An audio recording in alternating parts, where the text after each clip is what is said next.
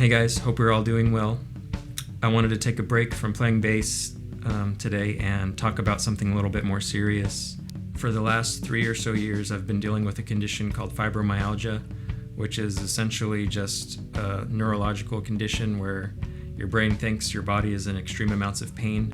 So along the way with playing bass and as a musician in general, I've gone anywhere from being perfectly fine and playing 3-hour rehearsals and all day, all weekend shows, to there was, I think, a 3-month period where I just put my bass down and didn't play it because I had to come to terms with the fact that my body couldn't handle it. So I hope that this video will inspire somebody, will help somebody.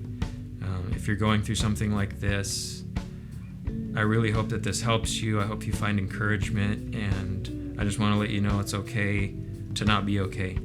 So I hope you enjoyed this video. Thank you guys for watching.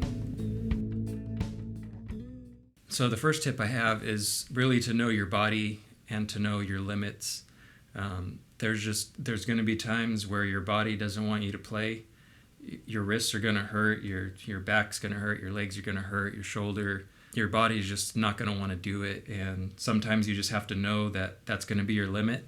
Even with all the tips and things that I want to talk about, throughout all of these, you're going to have to know your body's limit. Nothing's going to override what your body's going to tell you, so you have to really listen to your body, know how your body's going to respond, know if your body's going to last through a 2-hour rehearsal where you don't have any breaks, or if your body's going to last with a 10-pound bass or a guitar, or if your body's going to last sitting down or standing up for too long. So you really need to know your body, know your limits. Some of this is just going to come with time. You're just going to have to learn through time that, hey, my back doesn't like it when I use a thin strap. It doesn't like when I stand up for 2 hours straight. That's going to be the first thing before you move on any further.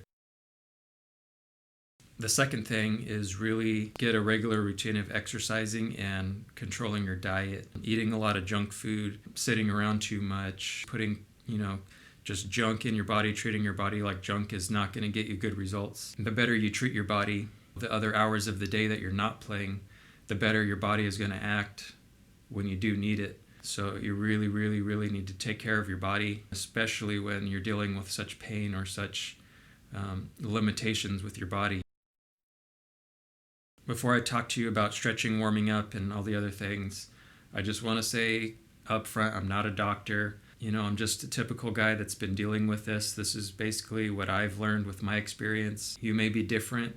Your body may not like it. You need to know your body, consult with your doctor.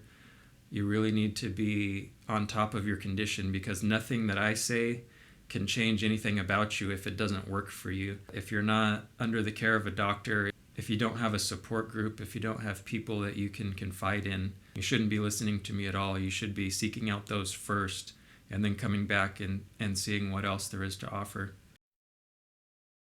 Before I start playing, stretching and warming up is really the most important thing for me. If I don't stretch and if I don't warm up, then even after a short time of playing, my wrists will start to get really tight and they'll be really sore the next day. I'll do a couple of simple things. Usually one, I don't know if this is going to show up really well on the camera, is you kind of reach up as high as you can and kind of pull your arms behind you as you pull them down. This kind of loosens up your shoulders a little bit. I'll do that a couple times. You can do the swimmer's hugs, which are like this. It's basically just hugging yourself after you get your body a little bit warmed up. When it's time to stretch, I will do something like this. Or I'll pull my fingers back just so I can feel the tightness of the muscle under here. Hold that for about 5 or 10 seconds. Stretch down the other way, and that'll loosen up here. The other thing I'll do, which helps with the fingers, is you make a prayer pose. One set of fingers at a time. I'll pull them down over each other like this. And when you do this, you'll feel the tendons, ligaments, whatever, you'll feel them tightening one at a time in your arms. So this helps loosen up the fingers. This helps further loosen up the arms. So as far as posture, it's a good idea when you're playing bass or guitar to, no matter how you're holding your bass, You want to keep your wrists as straight as possible. You don't want them to be like this. I used to play my bass like this, and I still do it sometimes out of habit, and I'll find that this just destroys my wrists. They'll hurt really bad the next day. Same thing with the other side. You really don't want to be like this for too long. Sometimes you just can't help it when you're trying to reach those, first fret notes really low. So with that in mind, keeping your wrist straight, the first thing really to work on is your strap height. Where my strap is the same height as when I'm sitting down as when I'm standing up. So if I were to stand up right now, I moved my leg out of the way. This is just where the bass falls. I want to keep my right hand kind of elbow up and not resting on the bass itself, but elbow up while I play. And this keeps my wrist straight. As the night goes on, it doesn't fatigue my wrist or cause me any pain. I don't usually feel pain the next day as long as I've been stretching. And then left hand, this is a different bass, so I'm still getting used to it. And I noticed that it's because of the 6 string and the wide fretboard, it's causing me to bend my wrist a little more. So I might not hold on to this bass for very long, but for the most part, my wrist is staying pretty straight. So I'm learning with this bass. Like I said, you have to know your body. My left wrist doesn't like this bass, so I might not keep it. What goes hand in hand with correct posture is having a nice setup on your bass, on your guitar, whatever you're playing. If you have super high action, if your neck is super bowed and your strings are really high and they're really hard to push, or you have high tension strings, it's going to work your hands, it's going to work your fingers a lot more, and you're going to definitely feel it. So I make a really, really good effort to have my action. I don't know how good you're going to be able to see this, but my action is super low. This bass actually has pretty light gauge strings, and it's pretty effortless to play. I don't have to do a whole lot to play this bass.